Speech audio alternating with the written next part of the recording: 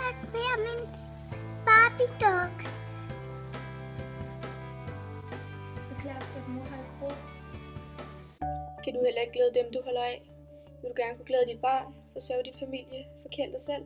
Det kan vi hjælpe dig med, for vi vil gøre en forskel.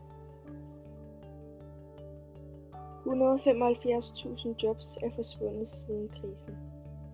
I perioden 2012 til 2025 vil Danmark ligge anden sidst lige over Japan i BNP-vækst ud af OECD-landene.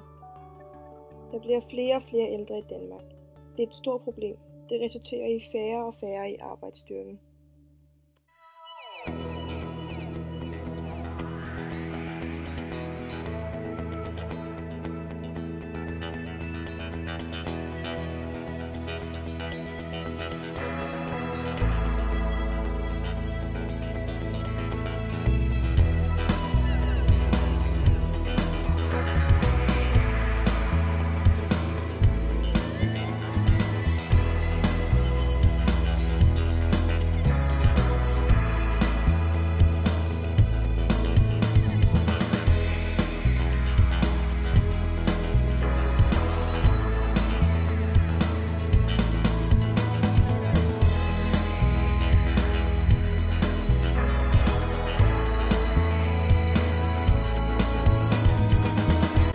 Vi vil sætte gang i væksten og få flere arbejde.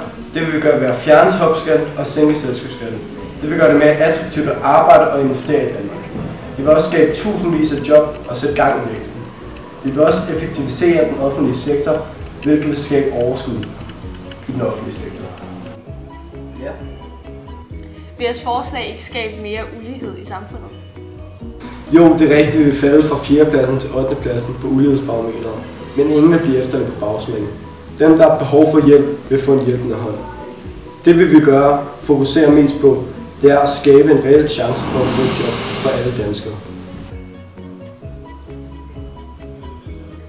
Mindre offentlig sektor og lavere skatter, det må da have store sociale konsekvenser. Tværtimod. Med flere investeringer kommer der flere arbejdspladser, og med flere arbejdspladser kommer der vækst. På den måde får vi råd til velfærd. Men er I sikre på, at jeres forslag vil skabe tusindvis af jobs? Vi sendte vores forslag ind til Finansministeriet, og de kom til den samme konklusion, nemlig at det vil skabe over 100.000 job. Ingen skal forsørge staten, for at de kan forsørge sig selv. Liberal Alliance holder Danmark i balance.